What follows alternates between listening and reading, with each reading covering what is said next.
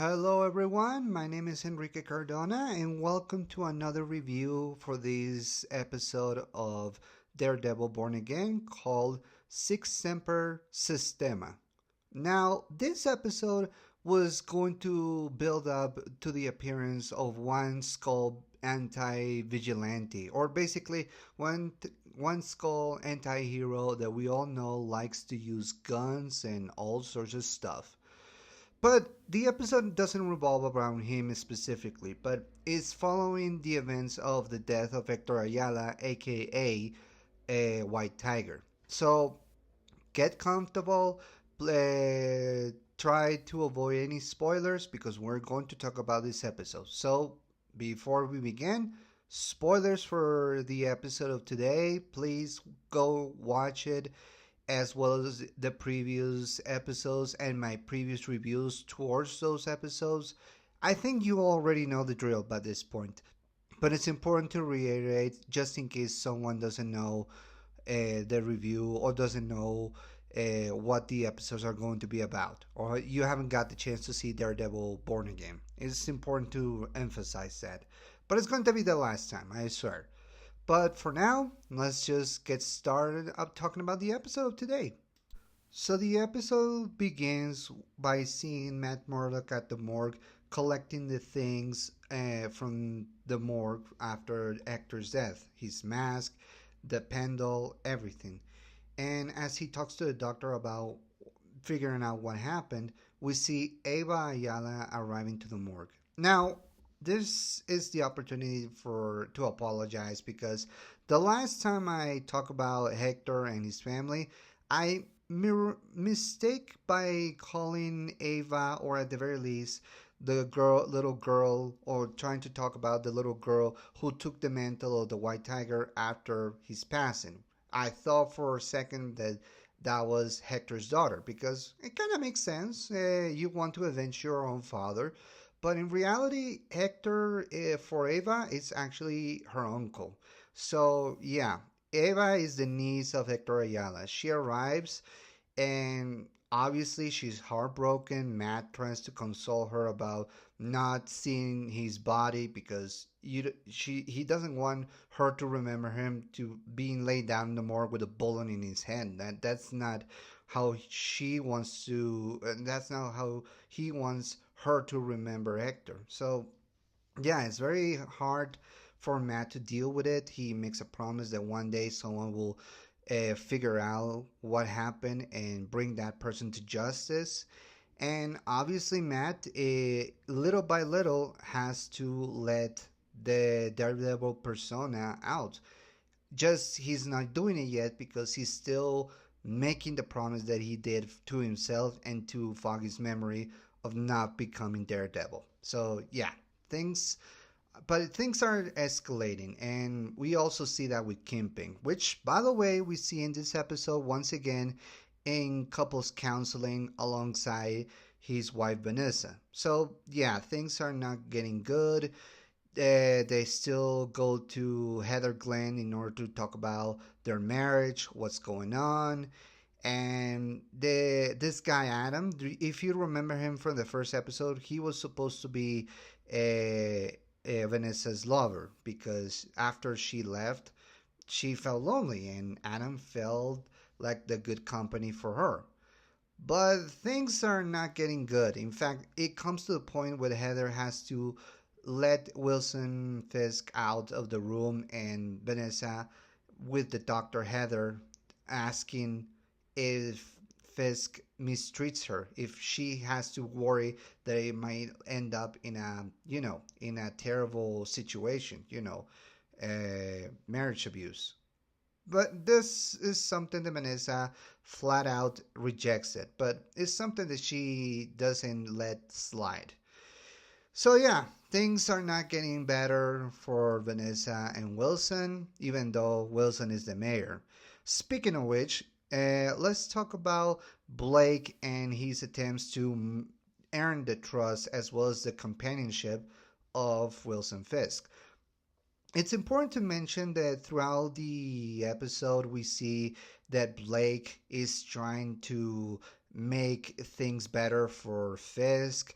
trying to befriend Bibi Urich, the niece of Ben Urich. They go to a party. They start talking about ideas that Wilson has for a reserve, trying to turn one place into a very I can't remember exactly, but it's basically like a port where garbage and manufacture will be a lot better. Of course, BB is questioning about the union security jobs, which honestly, talking about as someone who got screwed over by those things before, yeah, it's important. It's important to have a union, people. Please always remember there's strength in numbers. So please don't let companies to destroy you by not making unions. It will help you, trust me. But yeah, during those moments, we see that the things between Blake as well as Wilson are getting a lot better. Now, of course, in this episode, we see that Blake screws up, and because he talked to BB, she put it on the news, which is bad press for Wilson. And despite that, he still wants to earn Wilson's trust, his love. If you see this, it's almost a parallel to seeing Blake as a son because that's all he wants. Blake wants to not just be the right hand of Wilson Fisk. He wants to be almost like his own son, like the son he never had. Remember, this guy Blake, the Daniel Blake, sorry, is almost an analog for Richard Fisk. Remember that Richard Fisk did everything in his power to earn his father's approval from Wilson, and sometimes it led him to down a path that there was no return. That's the same situation here. I almost want to predict that maybe Daniel Blake is actually, in reality, Richard Fisk's, just that he never wants to say it. Maybe in one occasion, maybe Wilson had an affair with a woman, and that ended up being having the son Richard. Maybe he just goes by the name Daniel Blake in order to, pretend to be someone else. It's possible, maybe. I probably mistake about that. I'm just making a prediction. This is an honest. I'm making it, as Deadpool says, an educated wish. This is nothing more than just me trying to make sense on the relationship between Wilson and Daniel Blake. So it's important to know. But yeah, things are probably getting stronger as a bond for Daniel Blake and Wilson Fisk. Even though Wilson's all run as mayor is not giving him the satisfaction that he wants. Because let's be honest, he's been the kingpin all his life.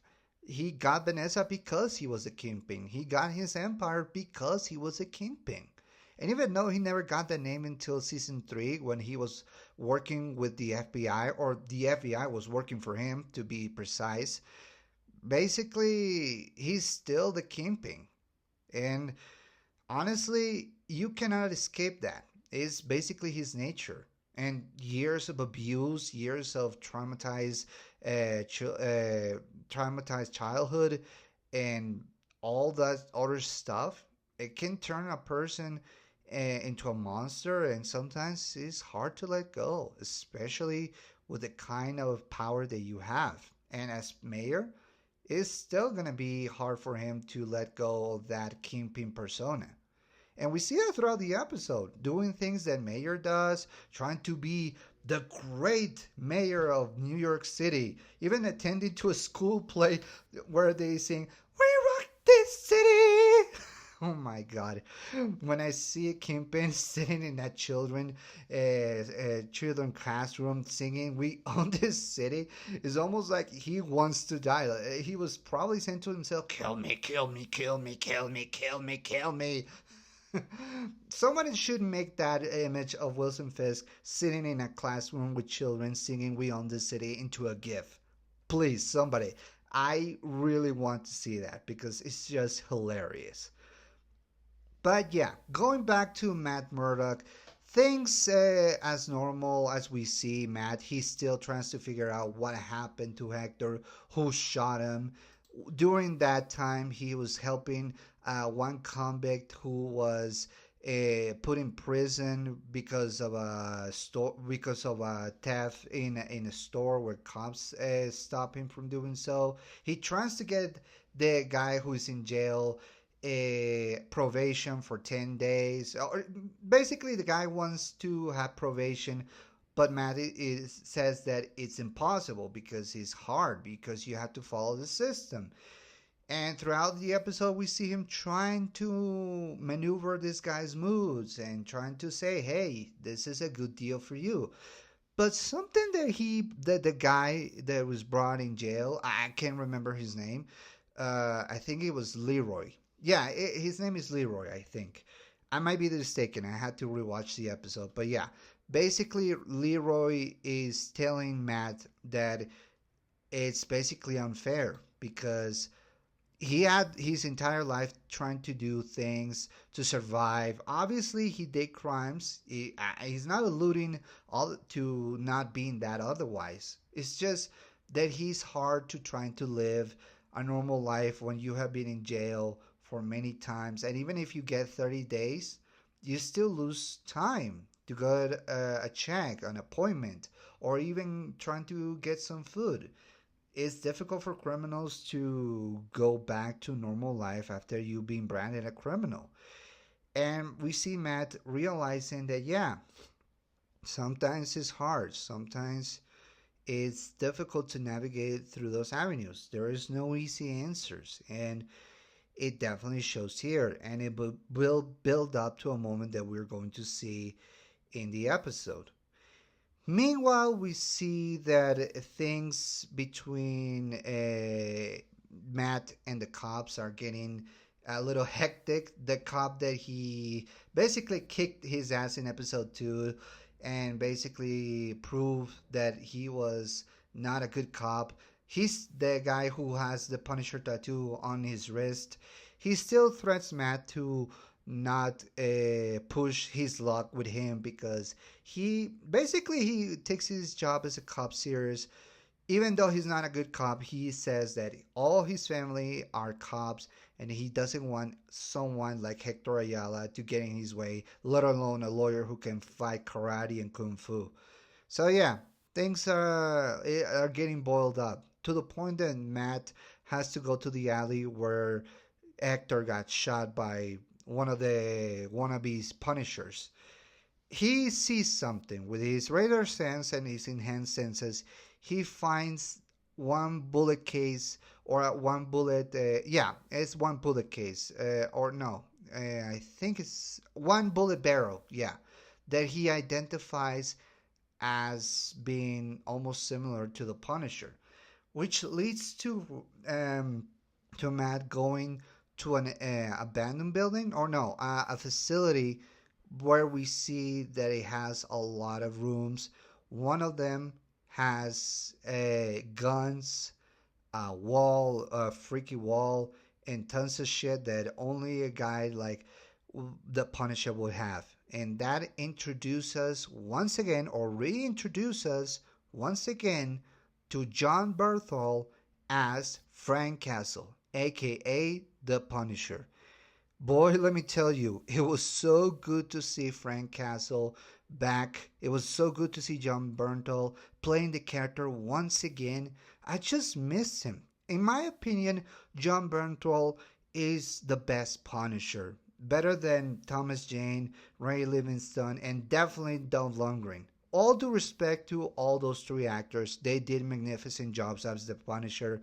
But I think that John Bernthal nailed it really, really well because he embodied the entire persona of the Punisher, at least the modern version, because he actually went through some heavy shit that no one should ever go through. And that's something that we are going to see hopefully in more episodes and in his solo Marvel Spotlight that they announced that they're going to do with John Bernthal as the Punisher. That's good to know. So yeah, and it's good to see that Frank calls Matt Murdock Red, going back to the first time they ever met. If you remember in season two, Frank Castle and Matt Murdock met both in the personas of the Punisher and Daredevil. So yeah, this is going back way long. In fact, almost 10 years. It's 2015, of course. The John Burton's Punisher came in 2016, which is which is basically almost 9 years ago. Next year is going to be 10 years. So hopefully we see the anniversary of the first appearance of this version of the Punisher. So yeah, it was good to see Frank. It was good to see him call Matt Murdock Red. It was just good to finally see him, all beer and all, but hey, he has not stopped being the Punisher, so that's the important thing.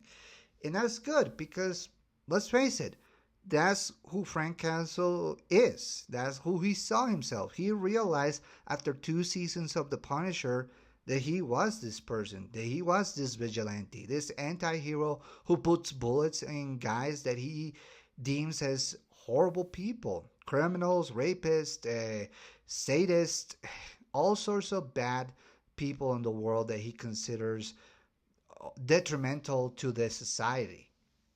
Now, obviously, this leads us to the clash of ideals that we saw in season two of Daredevil, which was Frank Castle discussing that he wants to kill people while Matt is trying to show that he doesn't want to do that because it will not make him no better than the guys who put him down. But man, we go back to this moment because let's be honest, things happen, things change. Foggy got killed by Dax, who they Frank Castle calls him Bullseye. It's the first time we ever saw someone call Benjamin Poindexter as Bullseye, because yeah, that's who he is. It's probably a cute nickname that he dubbed to Dex, but it's definitely one of the an accurate description of Dex. He killed Franklin. He killed Foggy. And Matt tries to tell Castle, no, I don't want your permission to kill someone. Or I don't want permission to be a killer because I don't want to be that. But we see that he can skip that fact. He still is angry. They both confront each other. How in a beautiful moment we see that Frank and Matt are talking about the dead, Foggy, Frank's family. Well, basically, he mentions his son, Frank Jr. You know, the little kid who was Frank's son alongside Lisa and Maria, his wife. And it's like a voice in his head saying, "Go get him, daddy. Go get him, daddy." I love John Martel's voice when he says that. I just like to see the intensity that he brings to his performance. And they both discuss their ideas. Not their ideas exactly, but basically they're confronting each other about why they're doing this. Matt still tries to figure out if he has something to do with this, which of course Frank shuts that idea down because he knows about the other cops who want to be Punisher wannabes. You know that. It's going to happen eventually. And we're going to see that in the next episodes. We're going to see Frank confronting these wannabe Punisher likes, all be cops. And Frank doesn't want those guys to run around with his skull, even though that skull is his. And if you remember, Micro called that a memento mori. That's important to address. For those who don't know, the skull that Frank puts in his chest, Micro call it a memento mori, which is basically you're human, that you're going to die and you're vulnerable. This is something that allows Frank to be the Punisher because he wants to show that and strike fear into his enemies. But now the cops are using that same motto, that skull, in order to get revenge, in order to exact justice on the people or vengeance on the people they deemed criminals. And that's something that Frank has to confront alongside Matt Murdock, and they both are trying to figure out what to do.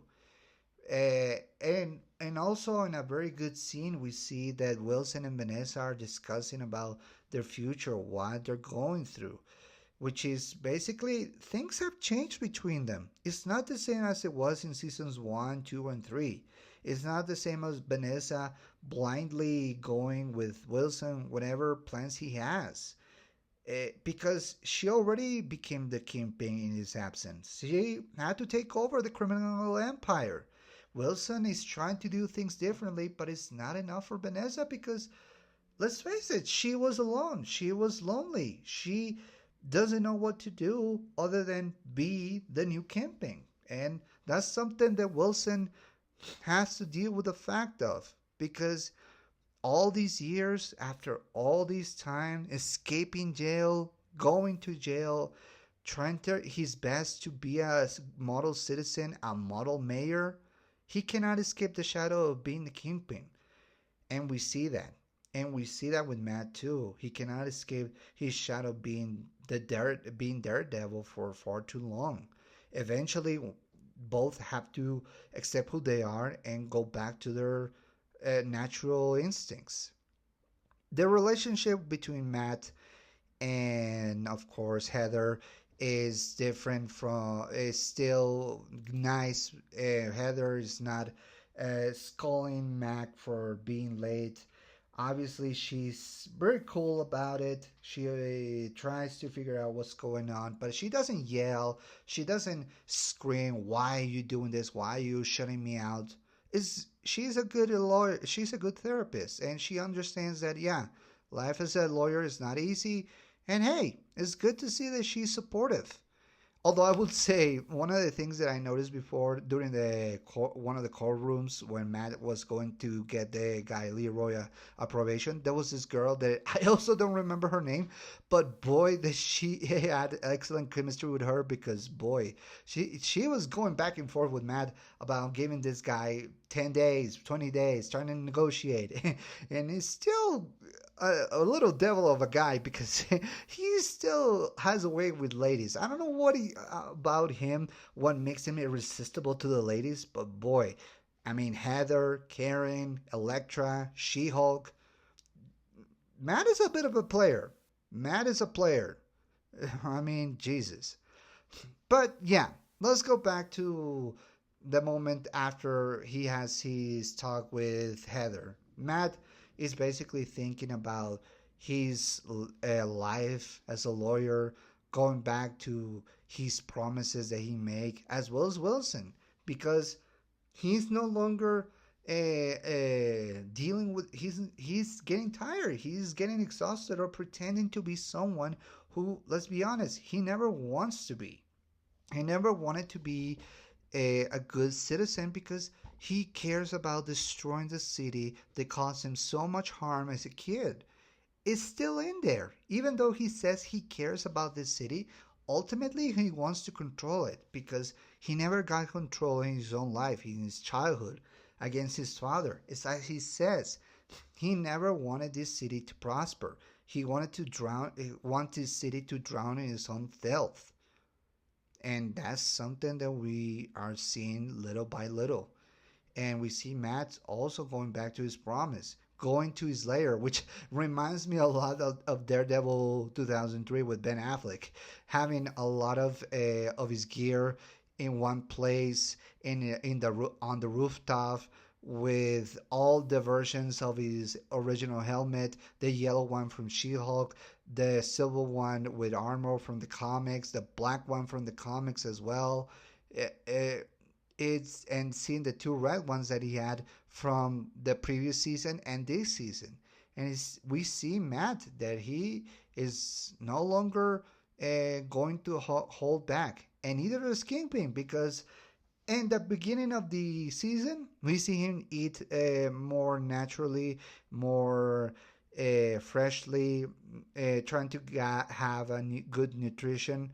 But now he's eating like hell, and he has Adam on a jail cell, which spews problems. So yeah, things are not getting good for Adam, and we see that Kingpin wants to destroy him.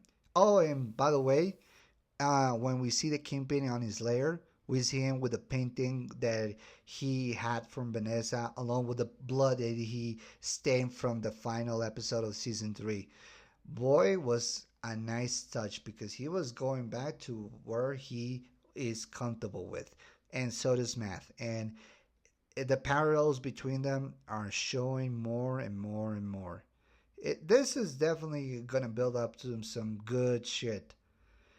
And what else? Oh yeah, throughout the beginning and the end of the episode, we see Muse, which, if you don't know, Muse is a Marvel character who is basically also a vigilante, but instead of, doing a lot of good stuff like stopping crime, he actually does paint spray the city with basically with human blood. Yeah, that's one of the things. If you've seen throughout the episodes that we saw thus far, New York City, seeing all these paints about the Kingpin, the Punisher, White Tiger, we start seeing that Muse is using human blood in order to make ink. Now, in the comics, he was using inhuman blood in order to make the ink for him to do his material and spray paint the city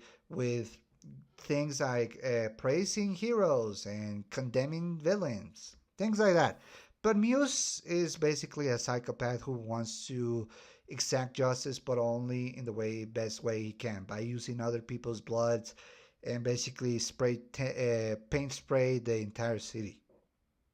It's basically screwed up, and he's gonna get messed up. And considering that we saw this guy out of his vigilante form, or his muse form. We saw him at the beginning of the episodes when he was when he wanted an autograph from Heather Glenn. Something tells me that Heather's gonna get caught in the crosshairs of Muse, and eventually uh, she's going to be the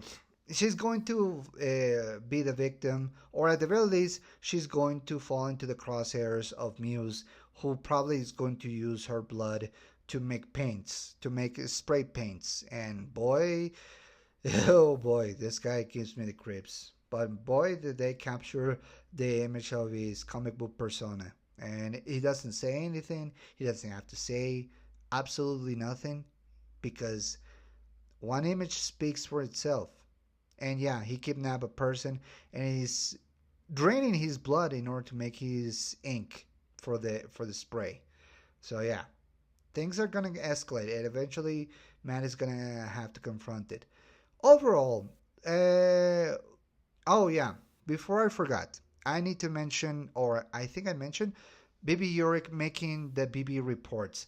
One of the things that a lot of people are probably going to debate are if they are better or bad for the episode, because a lot of people have mixed feelings whether she's bringing the perspective of New York. I like it. I don't kind of like it. I like it because it shows that New York is a living city, and seeing the different perspectives of people talking about what they think about the mayor of the city, the cops, Daredevil, is very endearing, and I hope they keep doing it.